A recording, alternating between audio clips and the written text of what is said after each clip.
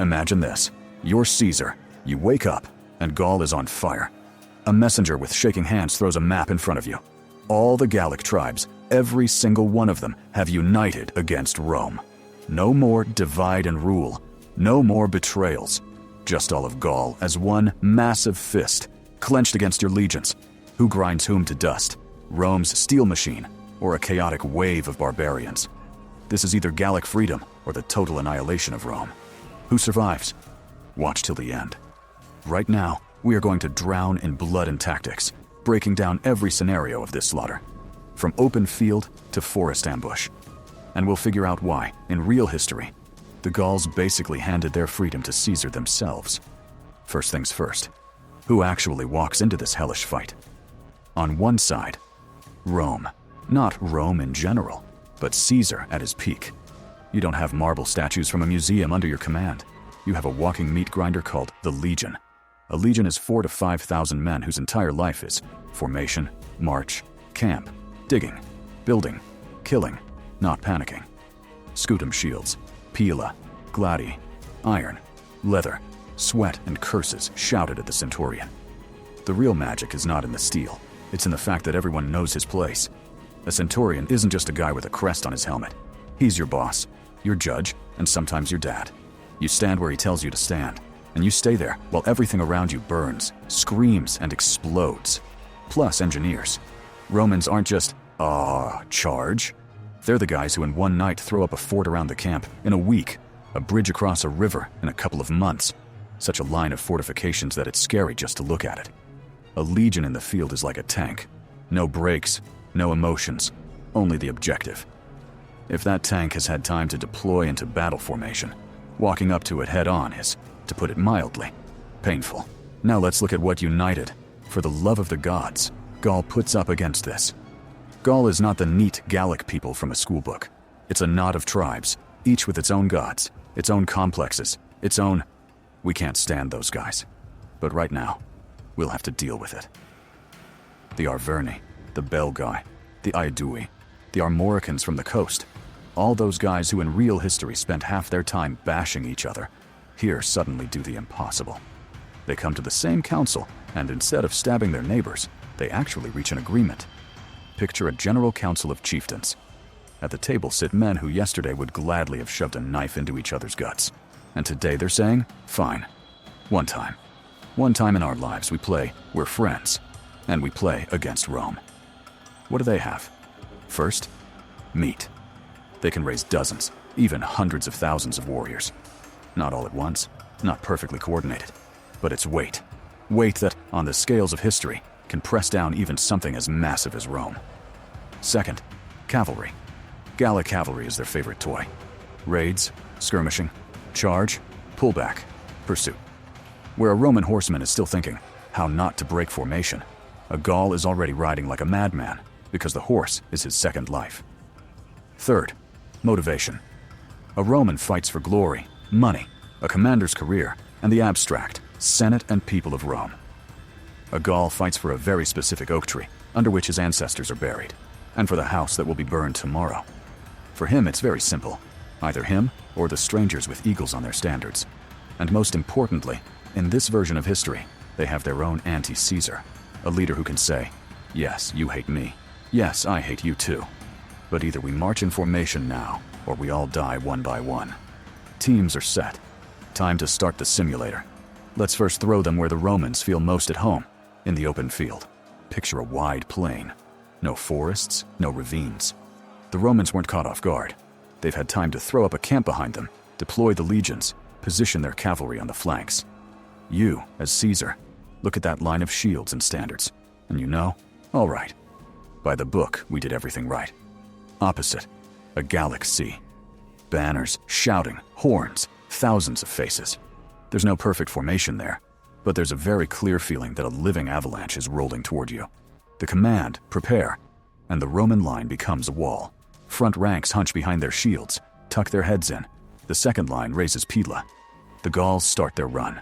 This isn't a quiet step. It screams, drums, and promises to the gods that today you'll die beautifully.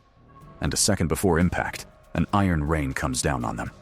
The pilum is a nasty thing. It's heavy. It punches through a shield, bends and hangs, turning your protection into a warped, heavy plank. You either drop it, or you take another present like that in the shoulder. The first wave crashes into the wall of shields, and now Rum shows why the whole planet hated it so much. Shield, step, thrust. Shield, step, thrust. No wild sword swinging from floor to ceiling.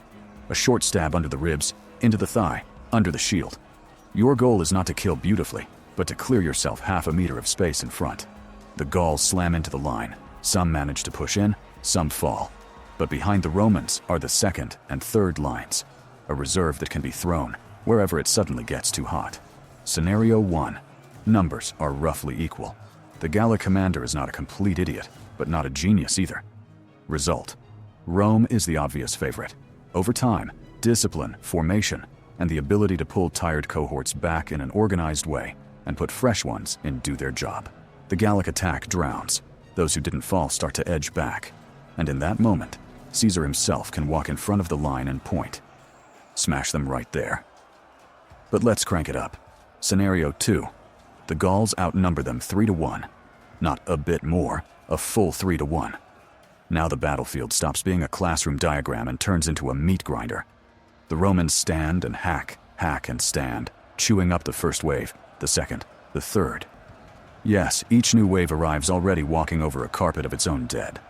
Yes, their morale gets crushed by the feeling of, where the hell are we even charging? But a legion is not an infinite battery. Men tire, shields break, hands cramp, officers die. If Gaul is smart enough not to throw the entire herd forward in one screaming charge, but to feed in waves, let their own rest, rotate exhausted units with fresh ones, and at the same time, pressure the flanks with cavalry, then Rome stops, winning beautifully, and starts simply surviving. With a threefold numerical advantage and smart play, Rome can still win the battle. But it's no longer a glorious triumph. It's a story of, yeah, we won, at the cost of 2 legions ceasing to exist as a combat force. The open field is Roman territory, but only as long as the Gauls don't turn it into an endless meat conveyor. Now let's take them off the flat plain and move them where Gaul feels at home, into the hills. Picture not one Alesia, but many. Oppida, fortified hill towns on the heights, earthen ramparts, wooden walls, narrow approaches, slopes you can't really sprint up in armor. The Gauls are on top, Rome is below. In history, Caesar did what only insane geniuses do. He wrapped Alesia in a double ring of fortifications, to besiege at the same time those inside and those who had come from outside. And he won on pure engineering and nerves of steel. But that was one Alesia. What if in our story not one town acts like this, but 10? Every hill is a mini Alesia. On each sits its own garrison, and behind each stands the promise. If you abandon us, Rome will get into your rear. The Romans have to split up. A camp here, a camp there, a siege line here, a screening force against a relief army there. In a perfect world, engineering wins again. In the real one, you suddenly have dozens of places where they can catch you. A relief army hits before you finish the ditch. One camp can't reach another in time to help. One oppidum holds out longer than you planned, eating up resources and men. The hills are a game of endurance. Rome will choke you with hunger and engineering. Gaul will choke you with sheer numbers, and the fact you have to go all in at 100% in every single place. If united Gaul approaches it not as, we'll die beautifully on the first hill, but as a network of strong points backing each other up, Rome has to pay way too much for every height. And now we jump to the place where a legion feels worst of all, the forest. Thick Gallic forest is the anti-legion. Trees, ravines, streams, mud, 10-meter visibility. A road with a column strung out along it. Vanguard ahead. Then a couple of legions, the baggage train, more troops. And then, on a day when everything is going as usual, hell goes off on all sides at once. Pre-cut trees crash down from the flanks. Javelins and arrows fly out of the green. Somewhere ahead, the road is blocked. Behind you, someone screams. They've broken through to the baggage. Your cohorts don't have time to deploy. Orders are lost in the noise. Banners can't be seen. Everything turns into a chain of isolated pockets, where it's you and your centurion against who knows who. Rome knows how to fight its way out of that kind of hell, but it needs time, and the forest doesn't give you time. Here, the Gauls play the game Rome hates. Hit, disappear. Cut, fall back. We're gnawing the column to pieces. History has already shown what that looks like, in the German version at Teutoburg. There, 3 legions went into the forest and vanished. Now just imagine Teutoburg, but under Gallic oaks, and not one cunning Arminius, but an entire coalition saying, "We're not going to measure ourselves against you in open field. We'll hit you where your beloved order turns against you." If United Gaul stops playing fair battle and starts playing, "You're tired, we attack. You're camped. We burn your baggage, you think you've already won. We hit your retreat." Rome suddenly realizes it's not so much being beaten as being drained. Now the final layer, time and politics. A legion is an expensive thing. Every soldier means years of training and money. Every campaign means loans taken out back in Rome. Every dead man is a family that will come to the forum later and shout at you. For what? A Gallic warrior is cheaper. Cynical, but true. He doesn't have a complex infrastructure behind him. He grows out of the ground along with his tribe. If Gaul has the resources and patience, it can afford to lose several times more men, while Rome is standing there, breathing hard, thinking, do we actually need this? Imagine this war doesn't last 8 years, like Caesar's, but 20. Every summer, a new campaign. Every winter, new taxes. Every year, new lists of dead legionaries. At some point, not just a Gallic farmer, but a Roman senator starts thinking, maybe to hell with this total Gaul thing. Let them sit there.